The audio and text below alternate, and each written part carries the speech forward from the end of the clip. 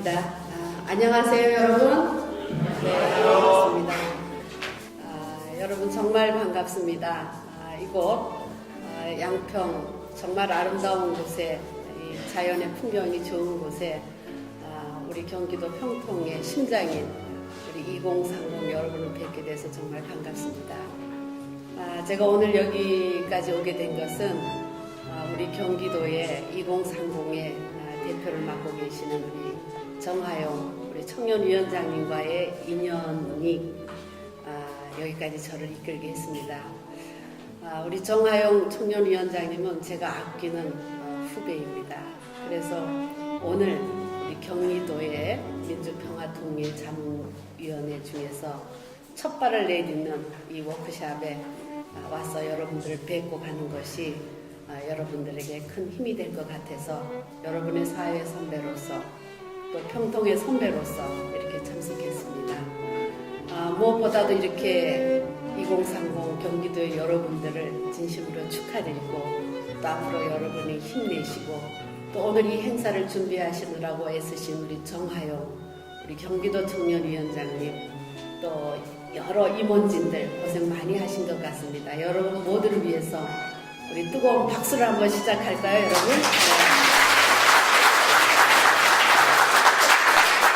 또 오늘 제가 여기 오니까 몰랐는데 제가 평소에 너무나 존경하는 우리 경기도 부의장님이신 우리 박혜진 부의장님도 오셨고 또 우리 안산의 유호복 민주평통 회장님 또 양평의 이세용 회장님도 와주셔서 너무나 반가운 어르신들도 여기서 뵙게 되었습니다.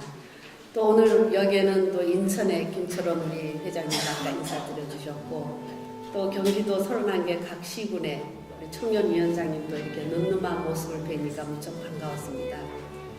저는 아까 우리 수원 청년위원장님이 말씀해 주신 대로 제가 살고 있는 곳은 안산입니다. 제가 단원을이라고 여러분들이 아실지 모르겠습니다. 쉽게 이해를 해드리자면은 반월시화공단 아시죠? 네, 지금은 이제 허브 스마트 공단이라고 그렇게 이름을 바꿨습니다. 한 3년 전에. 그래서 1만 2천여 개의 중소기업이 크고 작은 중소기업이 있는 곳이 바로 제 지역구입니다. 제가 경기도의원을 2차례 했습니다. 그리고 국회의원을 재선하다가 작년 4월에 3선에 도전해서 출마를 했습니다만 512표 차이로 떨어졌습니다. 그래서 지금은 우리 한일학 직명대사로 이렇게 활동을 하면서 또 한양대학교 특임 교수로 작년 8월 달부터 그렇게 강의를 나가고 있습니다. 우선 제 소개를 드려야 여러분들이 좀 이해를 하실 것 같아서 말씀을 드렸고 오늘 여러분께 두서없이 말씀드리는 것보다 제가 메모를 좀 해왔습니다. 꼭 드리고 싶은 말씀을 제가 한 2, 3분에 걸쳐서 말씀을 드리도록 하겠습니다. 오늘 민족의 통일을 염원하며 활동하시는 민주평통자문위원회 청년위원회 여러분들께 진심으로 반가운 말씀과 또한 16기 평통자문위원으로 위촉되신 것을 축하드립니다. 또 이런 자리에 여러분들과 함께 만나 뵙게 되어서 너무나 영광스럽고 감사하게 생각을 합니다.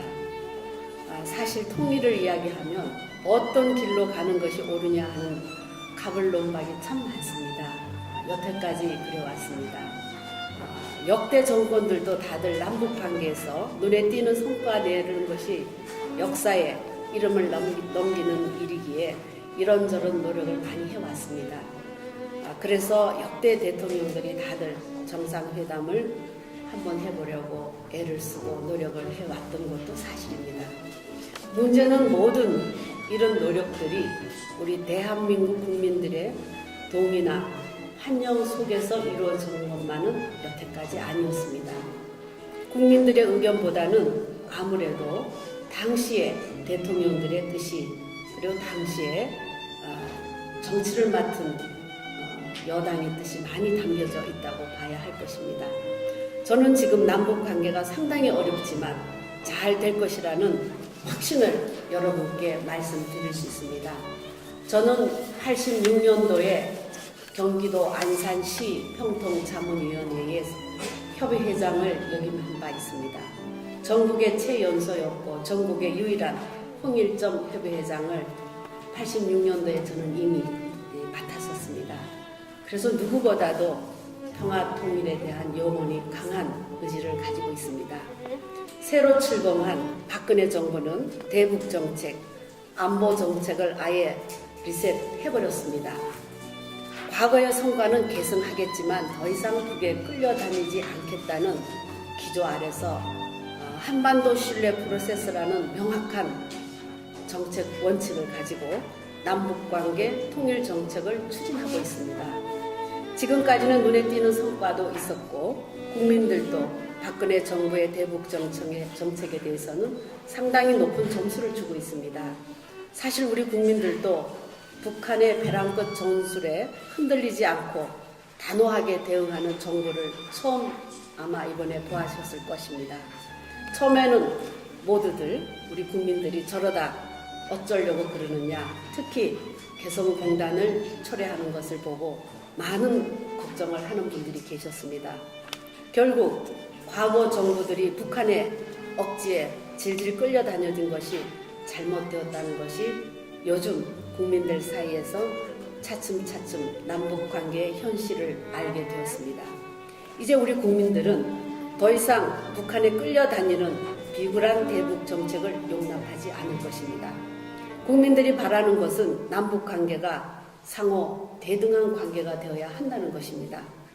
아무리 인도주의적 차원이라 하더라도 더 이상은 북한이 위협하면 꼬리를 내리는 것이 아니라 강력하게 맞서는 정부를 이제 우리 국민들은 원한다는 것입니다.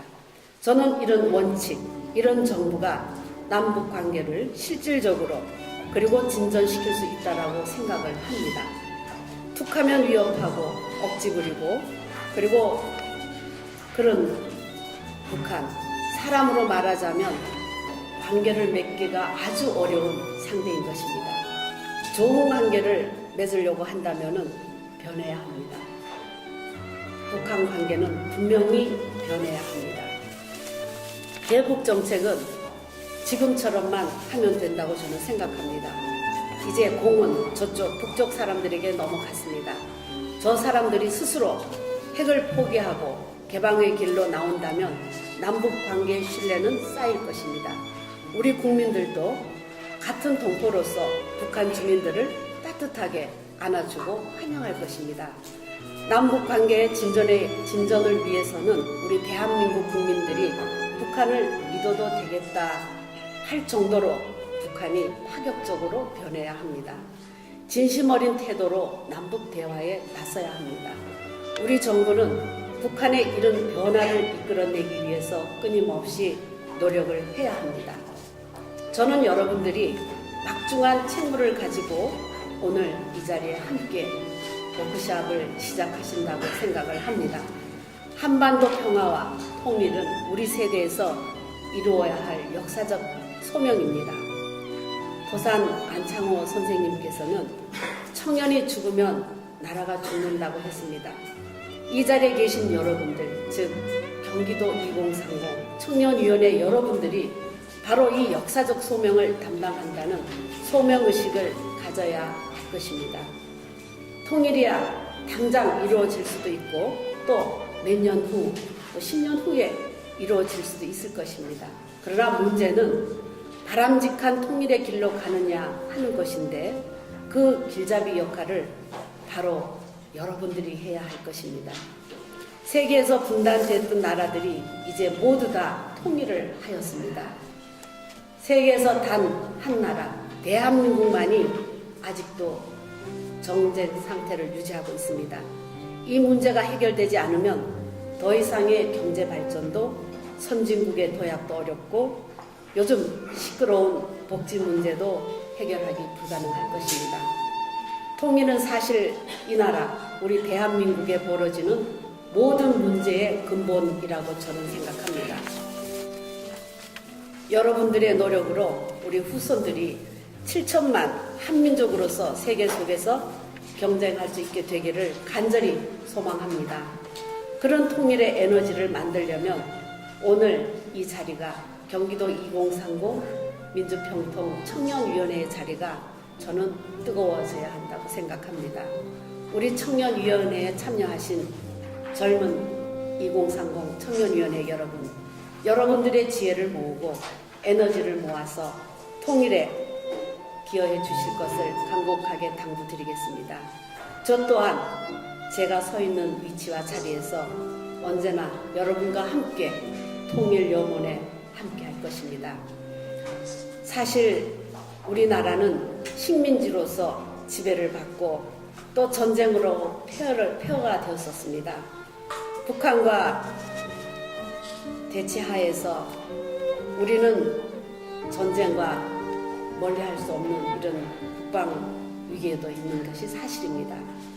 그러나 쓰레기 더미에서 장미가 필 수 있다는 그 누구도 상상하지 못했듯이 우리나라는 우리도 할 수 있다라는 그런 정신을 가지고 대한민국의 경제 발전, 세계 G7 그리고 세계에서 가장 대한민국 한류 브랜드를 알릴 수 있는 경제 대국으로 성장했습니다. 아까 우리 존경하는 박혜진 부의장님께서도 말씀 주셨듯이 85불에서 이제는 2만 불이 넘는 경제 대국으로 대한민국이 성장했습니다. 바로 이것은 우리는 할 수 있다라는 긍정의 정신이라고 생각합니다. 저는 오늘 여기 계신 청년 여러분들의 우리는 할 수 있다라는 정신으로 우리 대한민국의 통일, 우리의 소망, 하나된 조국 반드시 이루어 주시리라고 저는 믿습니다. 오늘 다시 한번 여러분들의 워크샵 내일까지 성공적으로 화합과 결속 속에서 번영되시기를 기원합니다. 여러분 오늘 뵙게 돼서 대단히 반갑습니다. 고맙습니다.